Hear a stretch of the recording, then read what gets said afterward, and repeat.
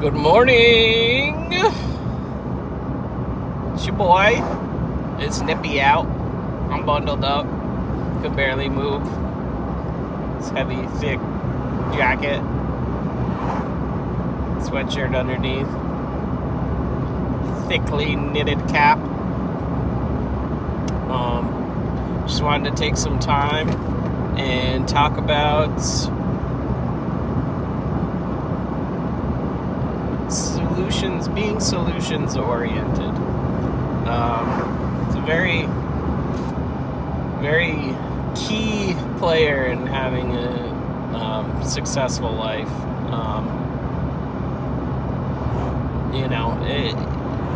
In my opinion, it just makes you a better overall person. It doesn't necessarily mean, well, I guess it does in some aspects mean, putting in the work. But I don't know, I just kind of have been seeing it all around me. And for somebody that is solutions oriented, when I see people that are not, it's very frustrating. A lot of times at work, I'll get people that point out problems but don't attempt to fix them or alleviate the problem. The whole concept of recognizing an issue and not feeling like it needs to be rectified is just wild. You know what I'm saying? And I feel like the more I pay attention, the more I see people that are not solutions oriented.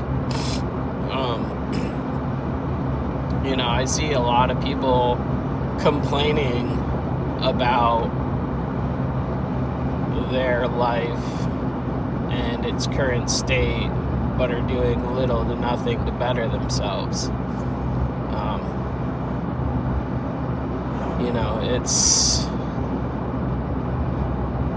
It's like, how do I want to word this? I don't know. I'm not saying these people are bad. Maybe they're missing the tools.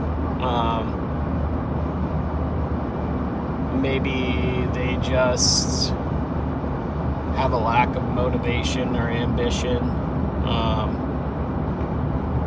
But that's in relationships and in a workplace environment. If you're not playing as a team member, then odds are you're going to get kicked off the team, right? If you can't successfully work with people, then how do you expect to maintain relationships? Ironically, for most of my life, I was a lone wolf because I was I was like the opposite end of not a team player. I was just taking on all the work myself, which leads to burnout. So there's a balance there, I guess. You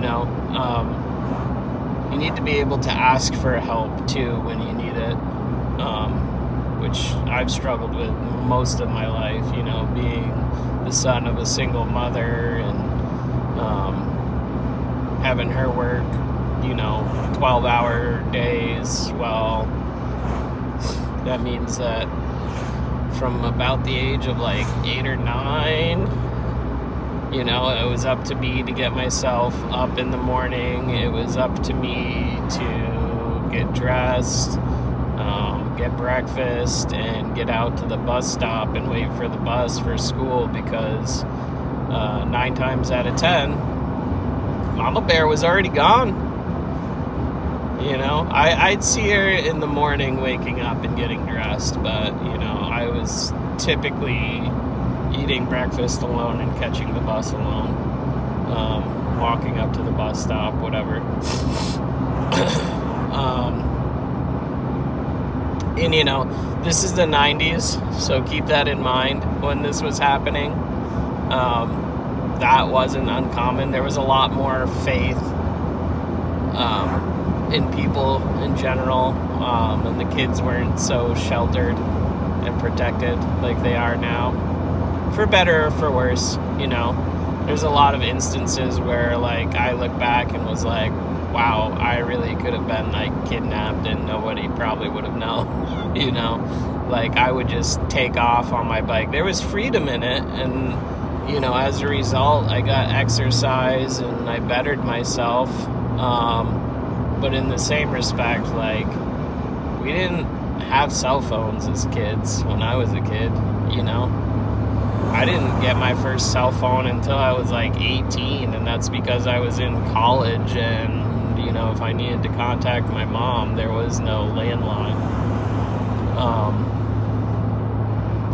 And I was also several states away, so at that point it was a necessity, and I think that's as it should be. Until your child is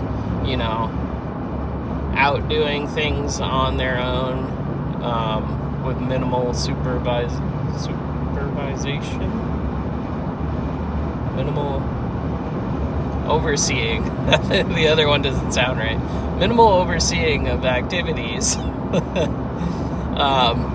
Then I don't really feel like they need a cell phone. They don't need these pocket computers that are coming out. But yeah, just basically my entire childhood, I was very self-sufficient. I was taking out the trash, doing laundry by the time I was 10,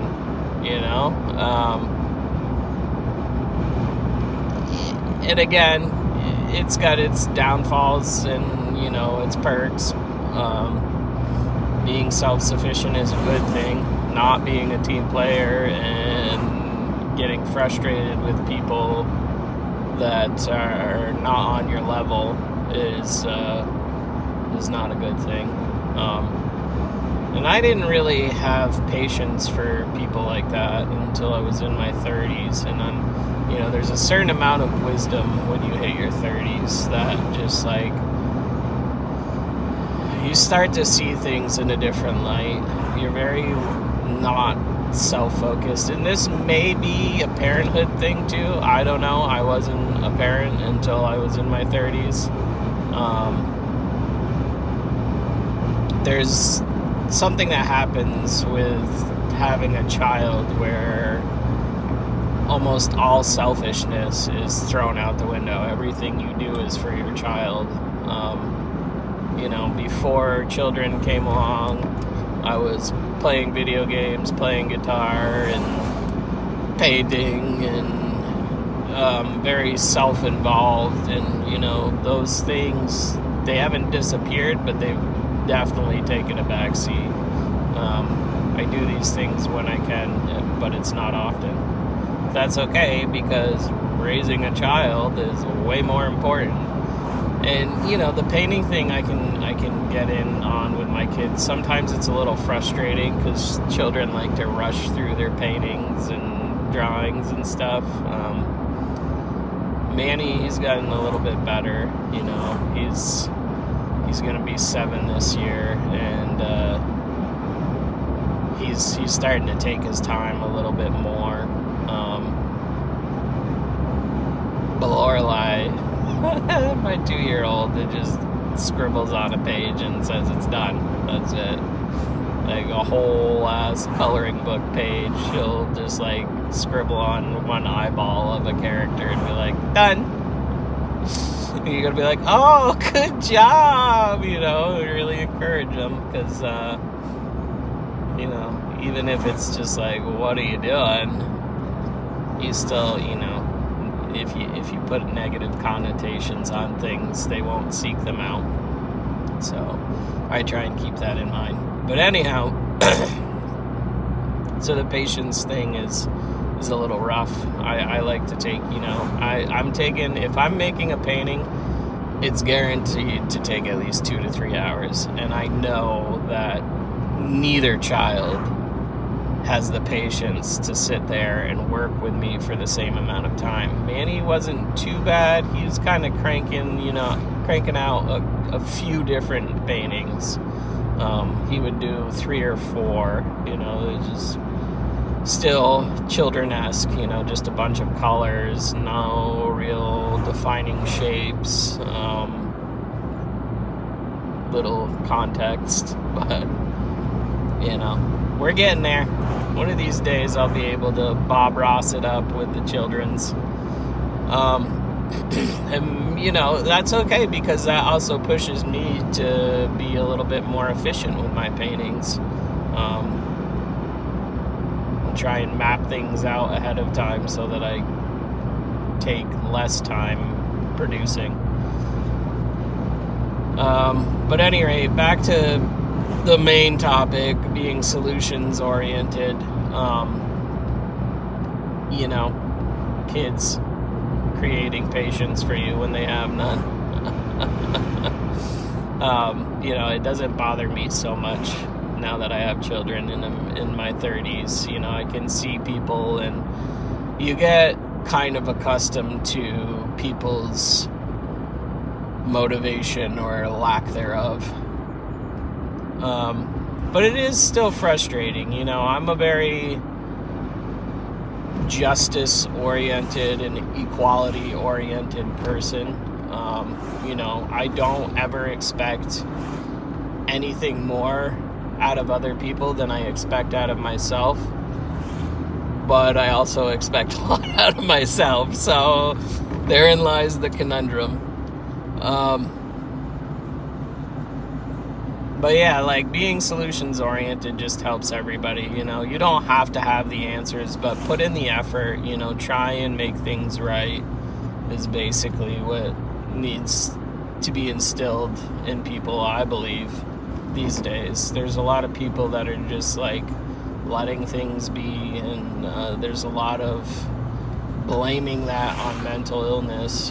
From what I've seen, and it may be just me, and it may be just the people that I know, and yes, they definitely do have mental illness. I have seen things that normal people wouldn't do. But also they play up to it. There's a certain amount of playing up to it and admitting defeat in mental illness. I get it. I've gone through it. I've had bouts of depression, mine was more due to external forces than anything else. And once those external forces were removed, I found myself doing a lot better. But you gotta want to be better too. You can't just wallow in your self-pity. There's a whole lot of talk about anxiety and depression and not being able to get out of bed, and nobody wants to get out of bed. Today, I didn't want to do anything. You kidding me? I was so tired. I slept in a little bit, and then I was rushing around paying for it, But especially when it's this cold out, it's 20 degrees outside, but the real feel is single digits. So, and I'm going on a mountain where it's going to be even colder.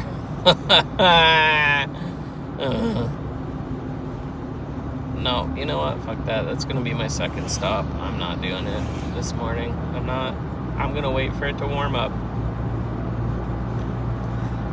I just drove by the first contract. Nope. That's the beauty of this job. I can decide on the fly whether I'm stopping or not. I have to go back home this way, so I'll just hit it on the way home. I don't know how people feel about vaping, but I'm going to take a puffy puff. I'm trying to quit here. And, pretty cool enough doing these little vlogs or whatever. Has helped me cut back tremendously. I'm too busy talking to be puffing, right? Anyhow, I am going to now. So avert your eyes if you don't want to see it. Please don't think ill of me. It's a habit. Vaping is better than smoking. It doesn't stink. There's no secondhand smoke side effects. There's vapor that lingers in the air, but all the nicotine is absorbed on the initial pull, so that's good.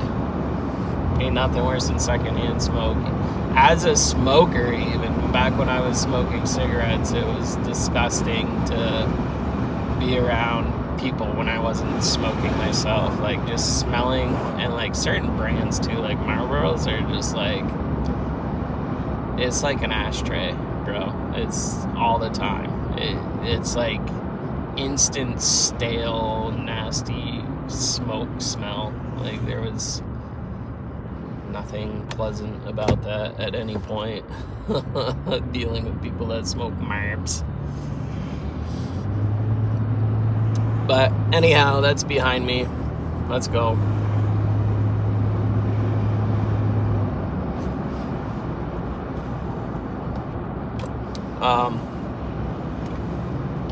Back to the topic, yeah. Solutions oriented.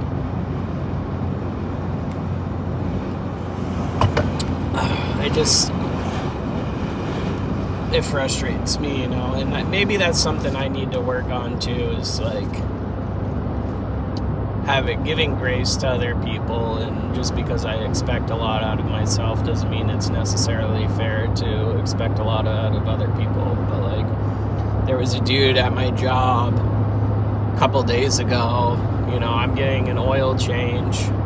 He's seen me replace the belts on this machine at least half a dozen times. He's helped do it a couple times. And because of this severe cold weather, the belts dried out, cracked, and broke, and they needed to be replaced. I could tell he didn't want to do it. Calls me up, says, "Aaron, belts are broken." I said, "Well, you're going to have to go in there." I said, "You're either going to call the manager," which he never does. He doesn't, typical.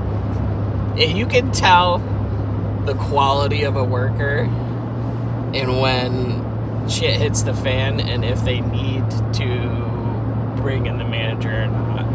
Most sheepish people that don't want to get in trouble or found out that they're doing things not the way that they're supposed to be doing them will avoid the manager like the plague.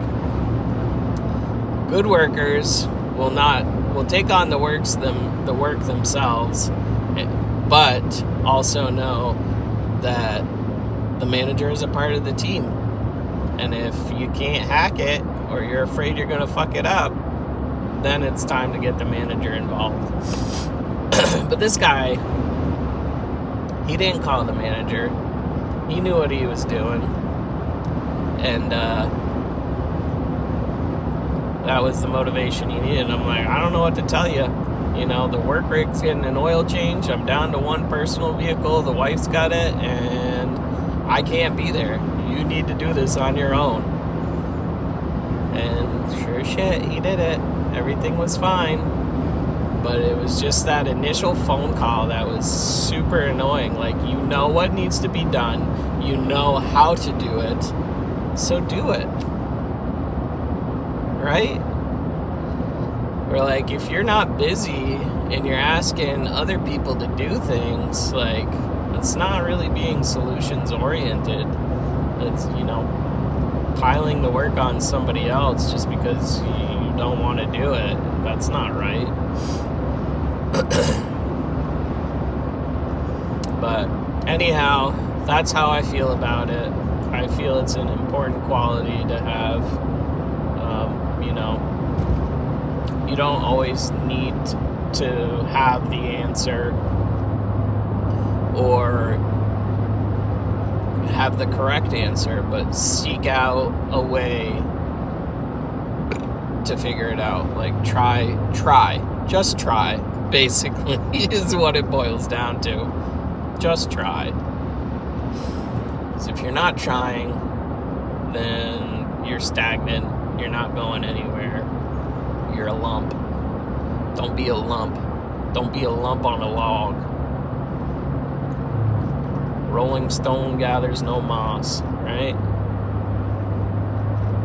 I don't know. Anyhow, I think that's going to do it for today. We're at 20 minutes, so...